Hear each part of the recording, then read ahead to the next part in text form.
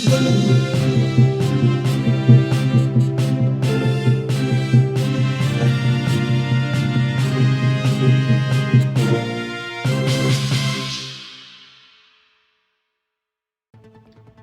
मोठी बातमी आपल्या समोर येते आहे.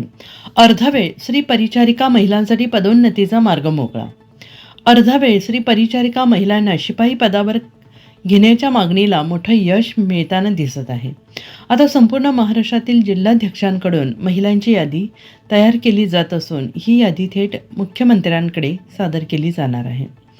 या निर्णयामुळे हजारो महिलांना स्थैर्य, सन्मान आणि शासकीय पदाची संधी मिळणार आहे.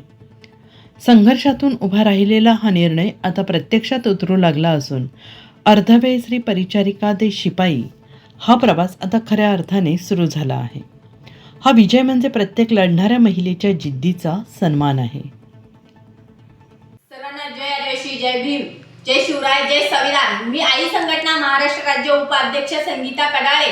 आपण बघतोय की गेल्या 2 वर्षापासून आपला अर्धवेळ स्त्री परिचारिका महिलांच्या पगारवाढीच्या संदर्भामध्ये आपला लढा चालू होता, परंतु ह्या लढ्याला आपल्याला 17 तारखेला यश मिळालेलं आहे. 17 मार्चला त्यांना पहिले 3 आणि आताचे 3 असा 6,000चा GR निघाला. त्यानंतर आपण 23 मार्चला आपण मुंबई आझाद मैदान या ठिकाणी देखील आंदोलन केलेलं आहे 1 दिवसाचं. त्याच्यानंतर त्याच्या दुसऱ्याच दिवशी संपाच्या काळातलं पेमेंट निघावं असा GR निघालेला आहे. त्याच्यानंतर राहिला विषय की बहुतेक महिलांचं असं म्हणणं आहे की आमच्या PSCला शिपाईच नाहीये.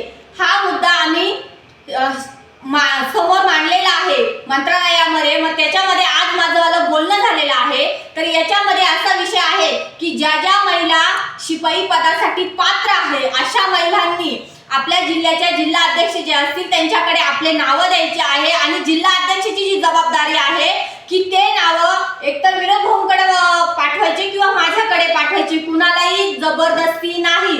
प्रत्येकाला असं वाटत असेल की आपण शिपाई पदासाठी पात्र आहे, आपल्याला शिपाई पद पाहिजे, तर त्याच महिलांनी नावं द्यायची आहे. कारण की आपण बघतोय वारंवार आपण त्या गोष्टीचा फॉलोअप घेतो. तो म्हणून आपले 2 कामं झालेले आहे आणि तिसरंही काम आपलं लवकरच पूर्ण होणार आहे.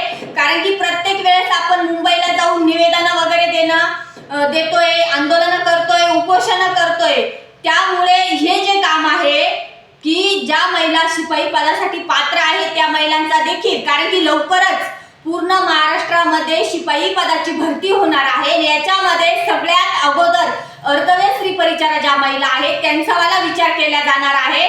त्यामुळं महाराष्ट्रातल्या तमाम माझ्या सर्व अर्धवेळ स्त्री परिचारिका महिलांना माझं एकच सांगणं आहे की आपल्या जिल्ह्याच्या जिल्हा अध्यक्षांकडे आपण लवकरात लवकर संपर्क साधून त्यांच्याकडे आपलं नाव द्यायचं आहे आणि त्या नावांची यादी आमच्याकडे आल्यानंतर आम्ही ती यादी मंत्रालयामध्ये देणार आहोत. सर्वांना जय आदिवासी, जय भीम, जय शिवराय, जय संविधान.